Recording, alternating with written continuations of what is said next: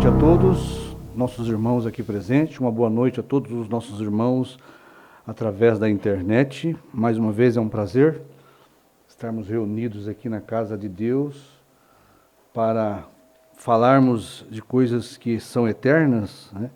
Para alimentar nossas almas, para ver e averiguar a salvação das nossas almas. A coisa mais importante é sempre quando entramos na presença de Deus, é sentir Deus tratando comigo e com você, é sentir Deus trabalhar no nosso coração. Amém? Antes de nós lermos a palavra, eu gostaria de fazer uma oração em favor dos nossos irmãozinhos que foram batizados, né? Se vocês puderem vir aqui na frente para a nossa audiência invisível conhecer vocês, né? O irmãozinho Abraão, a irmãzinha Júlia, a irmãzinha Radassa, deram este presente para o avô, né? E para o bisavô, né?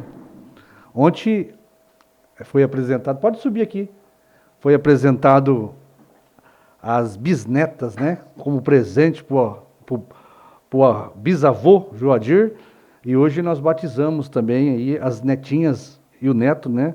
Do nosso irmão Joadir, e nós vamos fazer uma oração para o irmãozinho Abraão, que se batizou, né? Nós queremos dar os parabéns para eles, uma decisão muito importante, muito maravilhosa. Eu creio que do ser humano, a decisão mais importante na vida do ser humano é tomar Jesus Cristo e aceitá-lo como o seu Salvador, o Senhor da sua vida e Salvador da sua alma. Amém? Não pode ser só Salvador da alma, ele tem que ser Senhor. A palavra tem que fazer efeito na vida de cada um de nós. Feche os teus olhos. Precioso Pai, aqui estão, Pai, estas três almas preciosas que têm tomado esta grande decisão, Pai. E nós lembramos da decisão que o teu profeta viu, Pai. Uma decisão estreita, uma decisão firme, um caminho apertado e estreito, Pai. Mas eles têm que saber nesta noite que uma vasta porção dos céus espera por eles. Amém. E nós agradecemos por esta decisão maravilhosa que só pode ser feita inspirada pelo Teu Espírito Santo. Eu oro para que estes jovens sejam cheios do Teu Espírito Santo, como uma promessa de que se eles fossem batizados em Teu nome e crescem na Tua palavra, eles receberiam, Pai, aquela parte que falta no coração de cada ser humano, o batismo do Espírito Santo. Eu creio por eles, Pai. A igreja crê por eles. Amém. Os pais crê juntamente, Pai, que eles são cheios do Teu Espírito Santo, Pai. Que eles possam viver uma vida de testemunho, dedicando suas vidas a viverem uma vida de santidade, Pai. Separada da incredulidade e da mocidade, separada do pecado do mundo, Pai. Ó Pai, em nome do Senhor Jesus Cristo, nós abençoamos os nossos irmãos, Pai. Amém. Deus abençoe. Uma salva de palmas.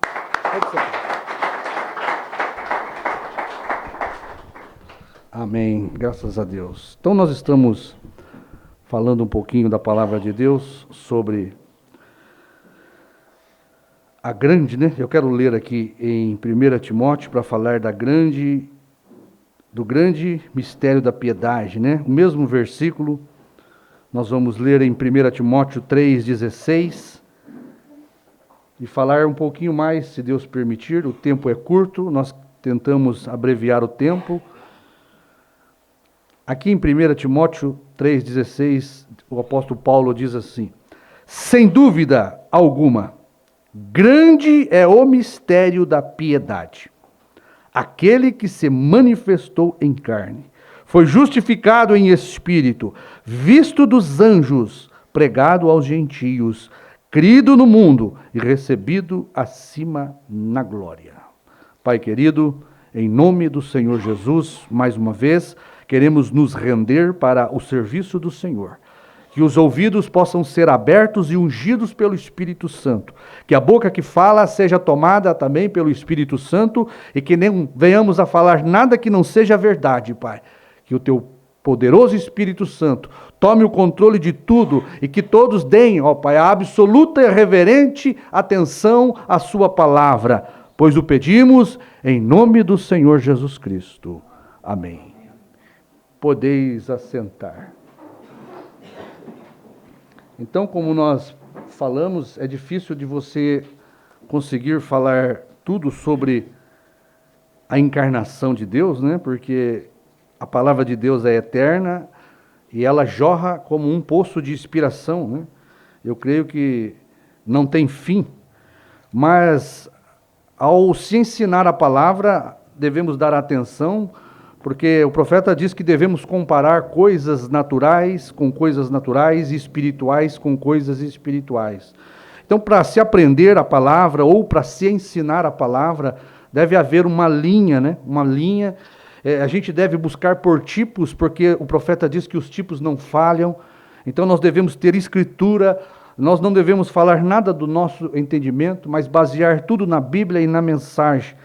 Então, quando falamos da encarnação de Deus, nós temos que nos lembrar que Deus sempre trabalha em três.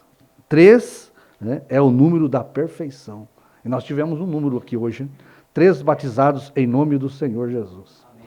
É um número perfeito. Então, se você, diz o profeta, não conhece os números e a matemática da Bíblia, é difícil a compreensão do mistério de Deus. Deus trabalha com números, ele trabalha com uma matemática espiritual, né? E tem certos números que não é de Deus. Tem certos números que Deus trabalha com ele, e você pode vê-lo em toda a Bíblia. Porque tudo que Deus faz, existe na Bíblia 3 ou mais testemunhas falando daquilo. E qualquer doutrina que ensinamos, qualquer ensinamento que temos como doutrina, nós não temos somente versículos isolados, não temos só parágrafos isolados, não. Nós temos base de vários versículos e base na Bíblia para se formar uma doutrina. Um versículo só, você não sustenta a doutrina. Um parágrafo só da mensagem, nós não sustentamos a doutrina do 7º anjo. Porque nós cremos na doutrina do 7º anjo. Então, meus irmãos, quando falamos da deidade, da encarnação de Deus e deste mistério, nós temos que buscar lá no passado, na vida de Abraão, devemos buscar na vida de Jesus, para trazê-los para o nosso dia. O mais importante é o nosso dia, é reconhecer o dia de Deus hoje, porque em cada geração Deus dá a oportunidade para o ser humano de reconhecê-lo. Como sempre falamos, Deus não vai nos cobrar a mensagem de Noé. Noé fez uma arca para aqueles que viviam naquela época entrarem na arca. Aqueles que viveram no tempo de Noé serão julgados pela mensagem de Noé.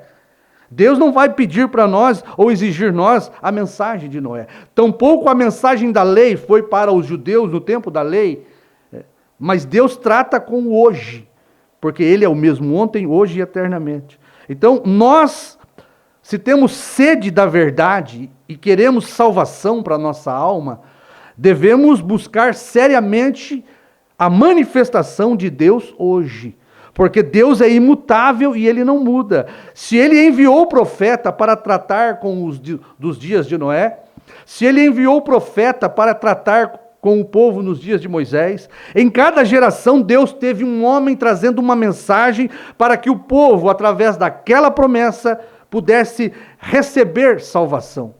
E com nós não é diferente. Nós estamos aqui e devemos saber que Deus não muda, Ele enviou uma mensagem para nós nestes últimos dias. Nós cremos nisso. Nós cremos que Deus trabalha com o hoje.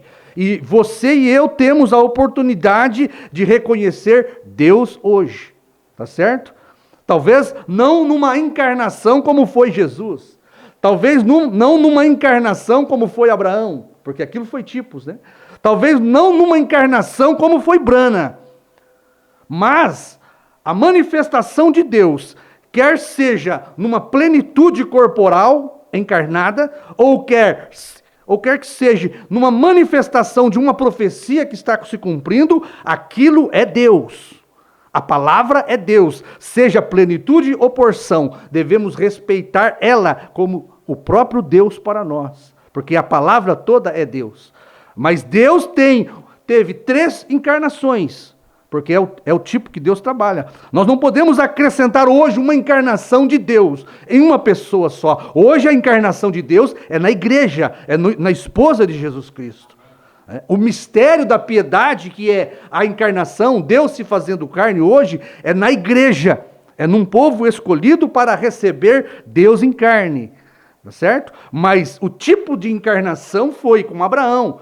Melquisedeque, o Elohim, quando visitou Abraão, ali estava a plenitude da divindade corporizada em um corpo. Ali foi a primeira encarnação de Deus. Aí você tem Jesus Cristo também, a plenitude da divindade corporizada, o mistério da piedade, Deus em carne, tá certo? E temos hoje, nos finais dos tempos gentios, Brana. Brana não foi só um profeta, como muitos querem colocá-lo. Você sabe que 2000 anos o povo quis colocar Jesus só como um profeta. Mas Jesus não é só profeta. Jesus é profeta dos profetas. Jesus é Deus profeta. Nós podemos falar aqui, né, dos 3 êxodos. Deus tem 3 êxodos. Esses 3 êxodos que deram uma saída para a igreja, né, você tem que saber que Deus usou um profeta Deus. Moisés era profeta Deus. Deus disse para o próprio Moisés: Arão vai ser profeta, você vai ser Deus. Eu creio na palavra de Deus. Moisés era Deus pela própria palavra de Deus. Moisés não era uma encarnação de Deus, porque não havia sido ainda oferecido um sacrifício para que Deus pudesse habitar no homem. Mas a própria Bíblia diz que Moisés era Deus. E Deus mandou para vindicar que Moisés era profeta Deus, uma coluna de fogo. O anjo do pacto estava com Moisés, mostrando que a boca de Moisés não era a de um homem, era a boca de Deus. Moisés trazia pulgas à existência. Moisés transformava o rio em sangue. Moisés trazia peste, trouxe pragas sobre o faraó. A boca de Moisés era a boca de Deus. Então, aquele êxodo, o primeiro êxodo, era um Deus profeta na terra. Tá certo? O segundo êxodo nós temos em Jesus Cristo. Um Deus profeta na terra, tirando o povo da lei, do sistema da lei, trazendo para a graça. Precisou novamente da encarnação da coluna de fogo. A coluna de fogo lá no Rio Jordão, quando desceu sobre Jesus, estava dando o anúncio para nós que Deus estava na terra. E que Jesus era a boca de Deus. Amém? Amém.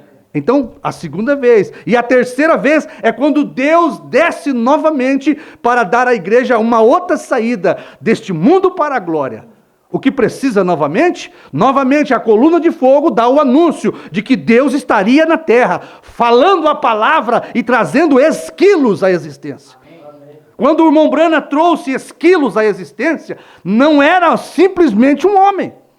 Porque eu sou um homem, eu não sou Deus. Eu posso falar para qualquer coisa vir à existência aqui e não vai vir. Porque só a voz do Criador traz as coisas à existência. O irmão Brana era um homem caçando esquilos, cheirando a mato ali, suado. Ele era um homem, mas quando ele disse haja esquilos, ali era Deus falando. Porque a criação, a criação que vem à existência só conhece a voz do Criador. Então, quando o irmão Brana entra em cena, é novamente Deus em uma forma humana, trazendo algo de suma importância para a igreja. Como nós vamos mencionar aqui, se der tempo, né? A hora passa rápido, né? E nós vamos ser bem breve também, porque hoje nós temos a nossa ceia, né? Mas quando nós pensamos na ressurreição, né? Como é difícil você não mencionar a ressurreição, o mundo comercial, né, fala da ressurreição, como fala do Natal, fala da Páscoa, mas tudo isso foi transformado num comércio. Né? Porque as pessoas não devem somente comemorar a ressurreição. A ressurreição não foi feita para ser comemorada, ela foi feita para ser obedecida, ela foi feita para ser uma vida vivida, ressurreta na presença de Jesus. Mais do que comemoração, é você viver a ressurreição. É essa ressurreição de Cristo fazer efeito na nossa vida. Então nós devemos falar da ressurreição todos os dias. Devemos comemorar a ressurreição todos os dias na nossa vida. Não adianta nós se tornarmos um povo religioso e só lembrar de Jesus Cristo na Sexta-feira Santa. Né? Eu fui católico e minha mãe fazia isso. Meu pai fazia isso. Bebia, fumava o ano todo. Né? Prostituía o ano todo. Fazia o que não presta o ano todo. Aí chegava na sexta-feira, nós não vamos comer carne. Irmão, isso aí é religiosidade. Qual é o benefício disso? Hoje, filho, nós não vamos comer carne, nós vamos comer peixe. Bom, que importância tem isto para Deus? O que tem isto a ver com a ressurreição de Jesus? Então, a ressurreição, ela deve estar no nosso coração, mostrando que nós estamos ressurretos com Ele. A ressurreição, ela tem que ser um efeito na nossa vida. Uma vida de dedicação a Deus, separada para Deus, uma vida que leva a sério a palavra de Deus. A infelicidade das pessoas, irmãos, é não levar a sério a palavra. As pessoas querem ser felizes sem se importar com a palavra. Não existe felicidade fora da palavra. Não existe uma igreja feliz sem ter a palavra. Não existe um jovem feliz sem a palavra. Não existe casal perfeito sem a palavra dominar a vida deles. Isto é ressurreição, é quando a palavra está dominando a minha vida e a sua vida. Aí nós podemos com o coração comemorar a morte de Cristo, porque também nós estamos mortos com Ele. Aí podemos comemorar que ressuscitamos com Ele, porque a nossa vida mostra. Então, nós não devemos comemorar só a ressurreição, mas a nossa vida deve mostrar que nós estamos ressuscitados com Ele neste dia. Uma vida separada, uma vida dedicada a Deus, uma vida de respeito pela palavra, uma vida de comunhão com Deus. Isto é estar em ressurreição com Cristo. Foi para isto que Cristo morreu. Amém? Cristo não morreu para nós termos dó dele. Porque é isso que as pessoas fazem no dia da ressurreição. Elas olham para aquelas imagens que eles criam, hein, de Cristo sendo crucificado e tem dó de Jesus. Irmão, Jesus não quer que ninguém tenha dó dele. Jesus morreu para que eu e vocês creiamos em sua palavra. Aquele sacrifício é para produzir em cada um de nós uma fé verdadeira e viva, em que eu e você colocamos Ele em primeiro lugar. Ele morreu para dar a você o lugar dele. Amém? Então, não é dó de Jesus, não. É fé em Jesus. Quando Ele está morrendo na cruz, você deve saber, ali é o meu Pai, o meu Criador, é o meu Deus, pagando o preço do meu pecado. Você reconhece aquilo, e aquilo transforma a mim e a você. Então você recebe a ressurreição como um sacrifício perfeito para o seu pecado. E você, ao obedecer e crer naquilo, aquilo transforma a minha vida e a sua, de um pecador para um salvo, para a glória de Deus. Amém? Mas a ressurreição é um grande dia para nós, os crentes, né, que estão ressuscitados com Ele. Então, quando falamos sobre Jesus, né, quando falamos do mistério da piedade, sendo Jesus a encarnação de Deus, como nós falamos, obrigado, irmão.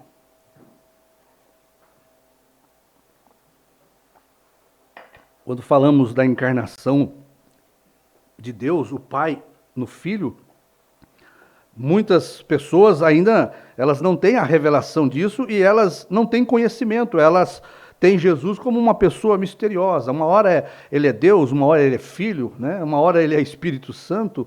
Então, é revelação que dá a nós uma fé absoluta de que foi Deus que pagou o preço do nosso pecado. Né? Jesus sendo esta pessoa misteriosa, ela veio se revelar para aqueles que têm fome e sede de justiça.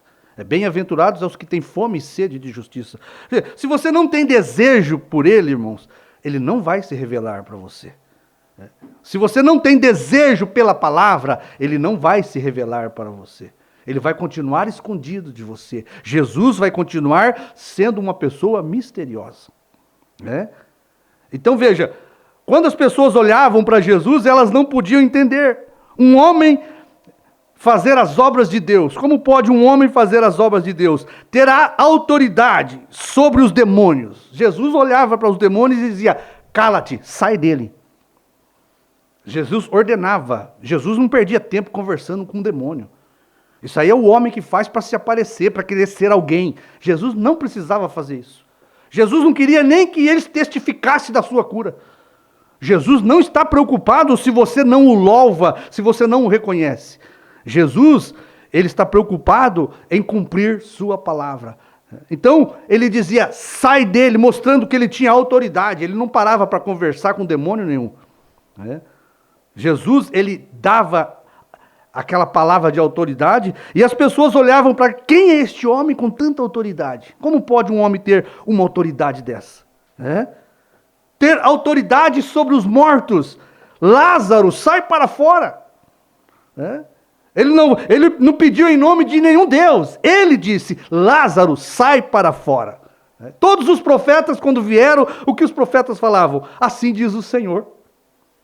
Todos os profetas veio, apontavam para o Senhor. Assim diz o Senhor, aconteça isso, vai acontecer isso não. Quando Jesus chega em cena, ele não precisa dirigir a nenhum Senhor. Ele diz: em verdade vos digo. Amém. Porque era o próprio Deus agora, ele era o Senhor.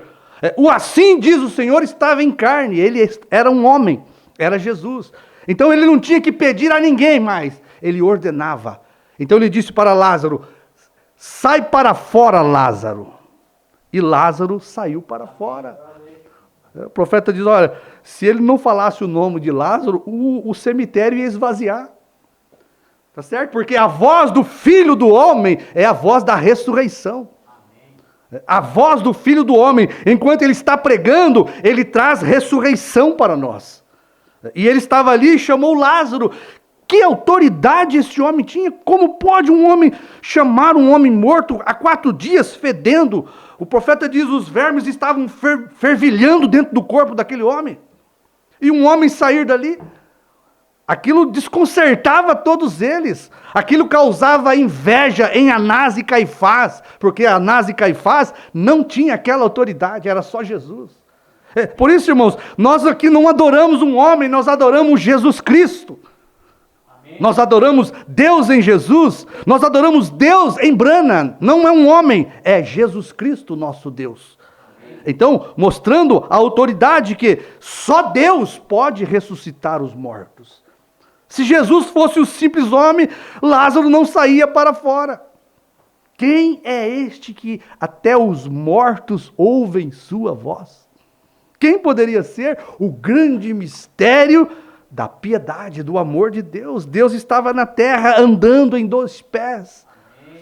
Deus tinha aparência magra, sem beleza em Jesus. Cansado, às vezes a cabeça de Deus doía, os pés de Jesus cansava, suava, precisava uma Maria lavar os pés dele.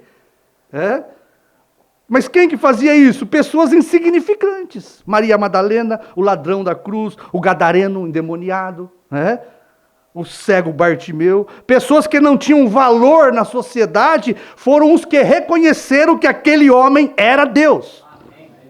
Mas os grandes engomados, Anás, Caifás, os grandes escribas, tinham inveja daquele homem. Eles não criam em Jesus como Deus.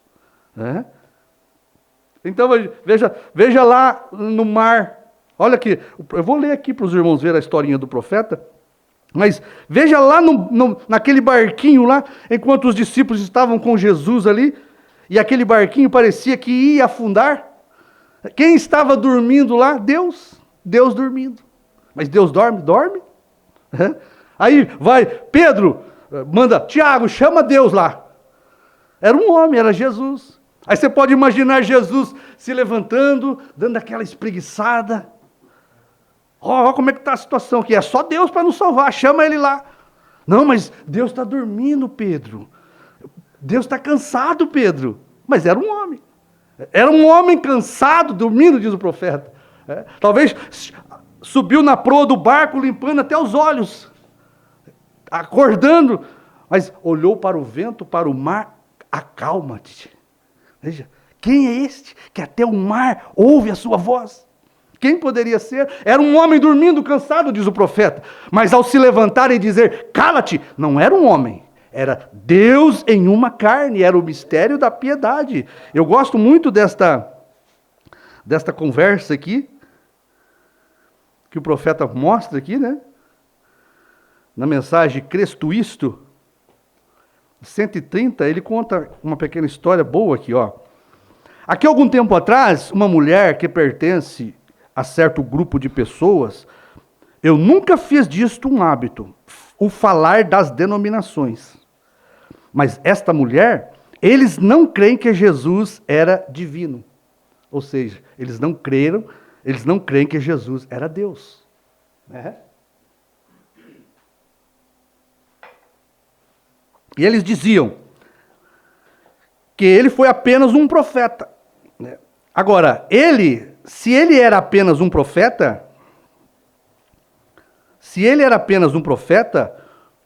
olha, presta atenção, se Jesus era apenas um profeta, nós estamos todos em pecado.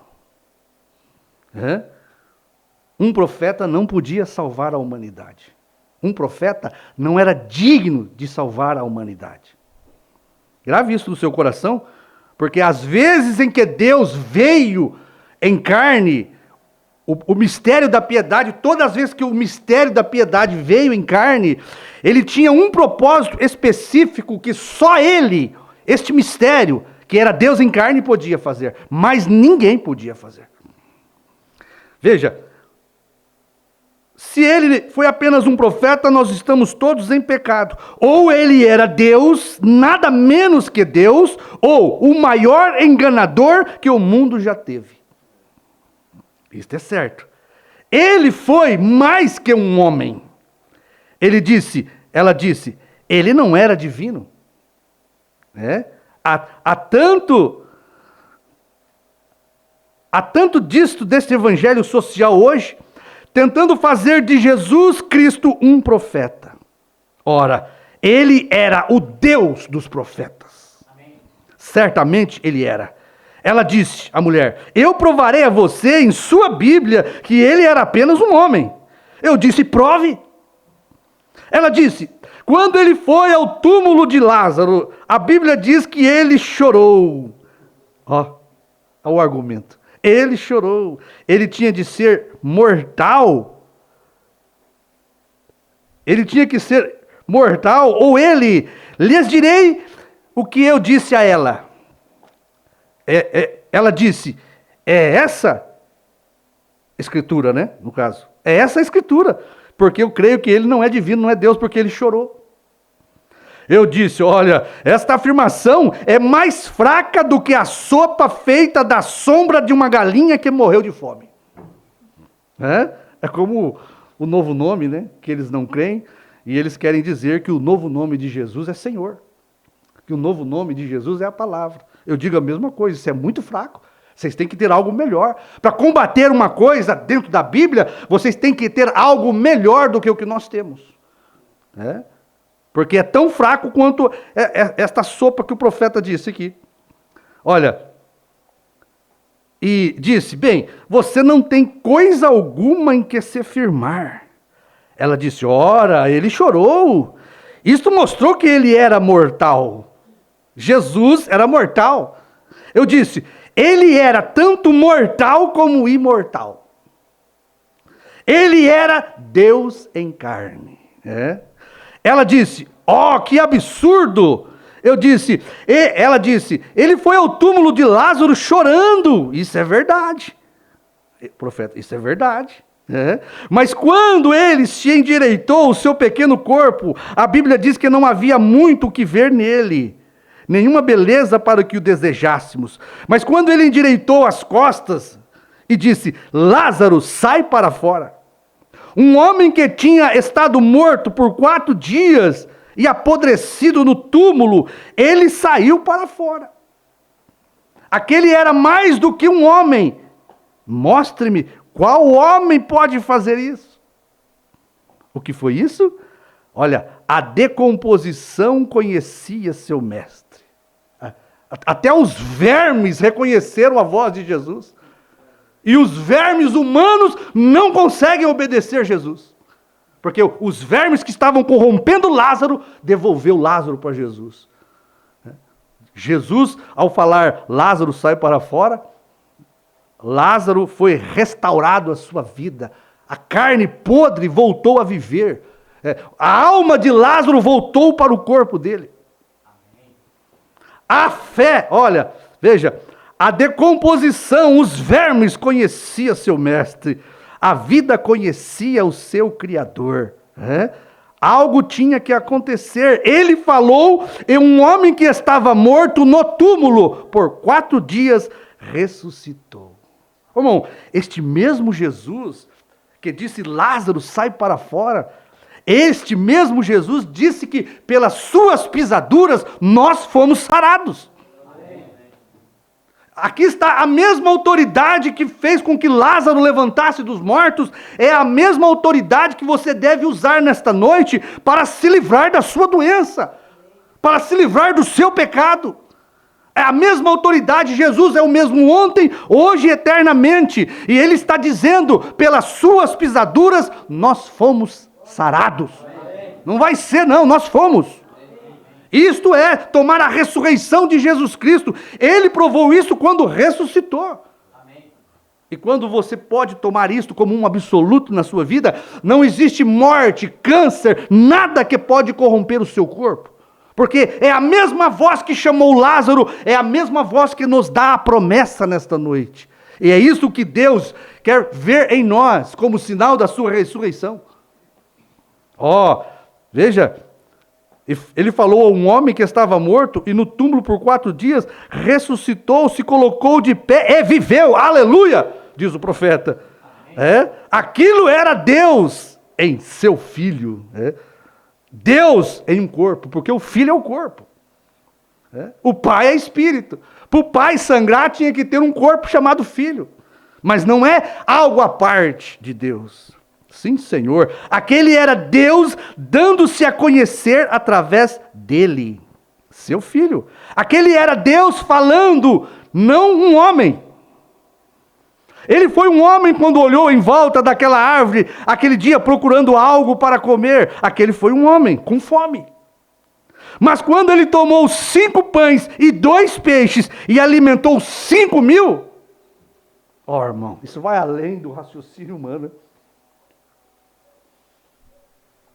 Agora, com uma obra dessa e as pessoas diminuírem Jesus, chamarem Jesus de um Deus menor, de não crerem que é o próprio Deus, quem pode fazer isso? Tomar 5 pães e 2 peixes e alimentar 5.000, senão o Criador? Aquilo foi mais do que um homem, aquele foi Deus os alimentando ali. O mistério da piedade, o grande mistério da piedade. Deus passando fome na terra, Deus tendo dor de cabeça na terra, Deus sangrando na terra, Deus tendo seus pés lavados porque estavam sujos. Ele foi um homem quando ele olhou em volta daquela árvore aquele dia procurando algo para comer. Aquele foi um homem. Mas quando ele tomou 5 pães e 2 peixes e alimentou 5.000, aquilo foi mais do que um homem. Aquilo foi Deus os alimentando ali.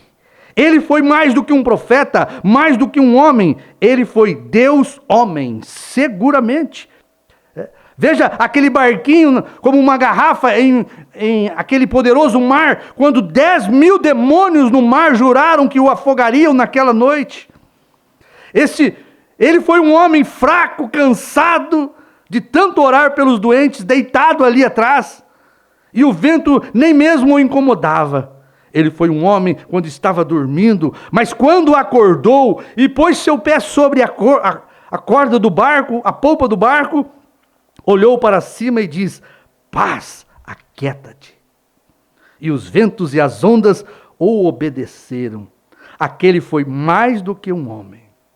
Olha, irmão, isso aqui foi Jesus ontem, mas ele é o mesmo hoje. E ele fez obras maiores do que essa quando veio novamente em um corpo emprestado. Porque você tem que ver os corpos que Deus usa. Tá certo? O corpo de Melquisedeque era uma teofania, diz o profeta, que tomou 16 elementos da terra através de um assopro. Deus fez um corpo para ele que chamou Melquisedeque e ele veio dar ceia para Abraão naquele corpo. O corpo de Melquisedeque não podia pagar o preço do pecado, porque Melquisedeque era uma teofania em carne. Ele não nasceu como um redentor como era Jesus.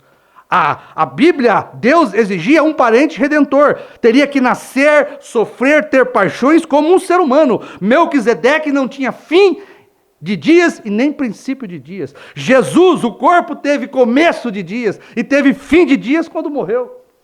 Porque tinha que ser um parente redentor como eu e você, para pagar o preço. Esta era a qualificação da redenção, um homem. Por isso, aquele Jesus foi 16 elementos gerados no ventre de Maria para ser o corpo do próprio Deus. O corpo a ser adorado é o corpo do Senhor Jesus Cristo. O preço do pecado foi pago pelo corpo do próprio Deus, quando sangrou na cruz. Então, aquele Jesus era um corpo de 16 elementos gerados pela palavra de Deus e pela sombra do Espírito Santo sobre Maria. Um corpo que é o corpo glorificado para ser o corpo de Deus. Amém? Agora, quando ele retorna nesses últimos dias, ele vem num corpo emprestado. Ele não criou um corpo, porque ele criou o corpo Jesus para ele pagar o preço do pecado. Por isso, o nome de Jesus é para o batismo e a redenção do nosso pecado. O corpo de Jesus, o nome de Jesus é para o batismo e o recebimento de perdão. Né? Os irmãos que não creem nisso aí através da internet, não se preocupe, nós nunca vamos batizar ninguém no nome de Brana. Nós não cremos assim. Nós cremos que há um só nome pelo qual nós devemos ser salvos. É Senhor Jesus Cristo. Que nos dá fé de salvação. Mas Deus, no corpo de Jesus, não nos deu fé de rapto.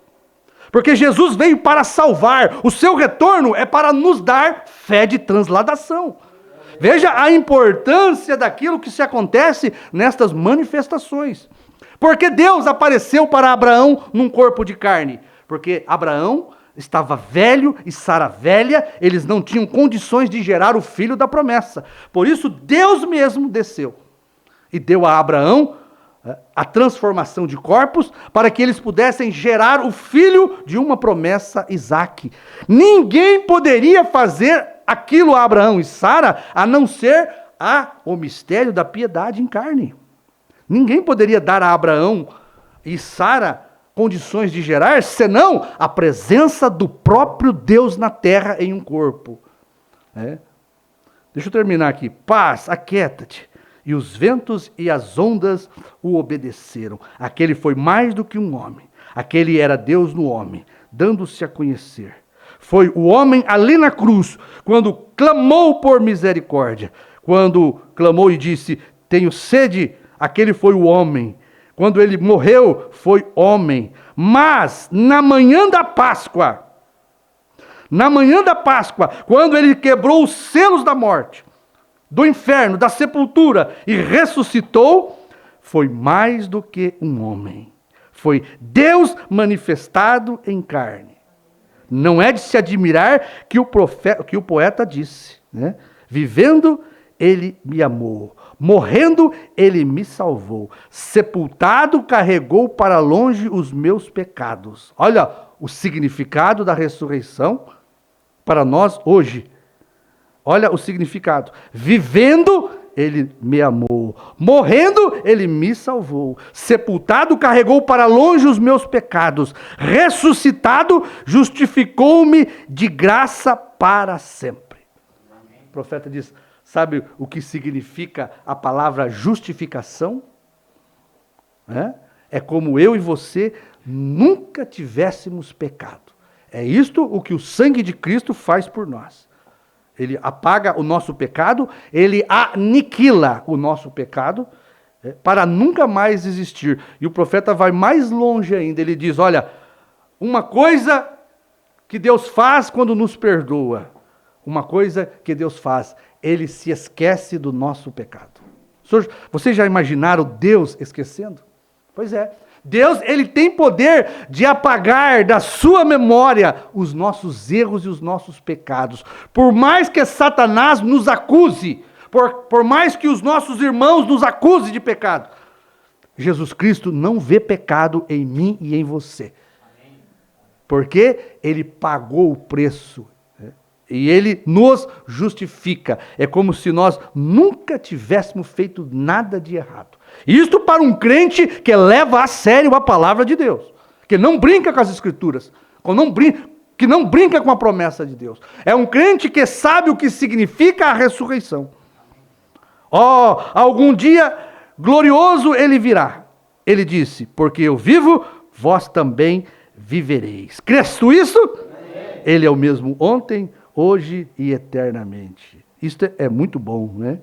E nós vamos partindo para o encerramento também aqui, e vai ficar um restinho para nós terminar lá em Mogi das Cruzes, né? Que a palavra de Deus ela vai multiplicando, né? E nós vamos chegar, né, no mistério. Eu até dei um título para a mensagem aí, qual que foi? O sétimo selo. Então, nós falamos ontem de Branham, né? O grande mistério da piedade. O sétimo selo é o grande mistério da piedade. O sétimo selo é um mensageiro. Porque o profeta diz, cada mensageiro é um selo. E o sétimo mensageiro é o sétimo anjo de Apocalipse 10. Tá certo? Então, nós vamos deixar para terminar e chegar aí no grande mistério da piedade. O sétimo selo aberto. É isto que foi o grande mistério da piedade. O sétimo selo, diz o profeta, o traz de novo à terra. Amém? Quem? Que o sétimo selo trouxe de volta à terra? O grande mistério da piedade. Deus se fazendo carne novamente. Amém? Para que agora? Qual a importância de Deus vir à terra? Qual a importância do mistério do sétimo selo ser revelado em carne? Dar a esta igreja um poder que ela não tinha. Branham diz, com primeira e segunda etapa nós não vamos subir. Primeira e segunda etapa é discernimento de espírito e cura divina. O profeta diz, com o que temos nós não subiremos. Amém? Olha, com o que os judeus tinham, eles não podiam se salvar, irmãos. O que os judeus tinham? Sacrifício de bode e de carneiro. Aquilo cobria o pecado, não tinha poder de absolver o homem. É o que os judeus tinham. O que precisava? O mistério da piedade vir em carne para apagar, aniquilar o pecado. A presença de Deus num corpo de carne chamado Jesus aniquilou o pecado, a morte e o inferno. É o mistério, é o grande mistério da piedade. E agora chegamos nos últimos dias sem fé de rapto. Temos salvação? Temos, mas não temos fé para sermos transformados. O que Deus faz? Desce na terra novamente em um corpo de carne. O grande mistério do sétimo selo. Deus se fazendo carne. Para quê? Para dar a nós, irmãos, fé de rapto. O que nos dá fé de rapto? A presença do próprio Deus na terra. Amém? Este é o grande mistério da piedade. Amém?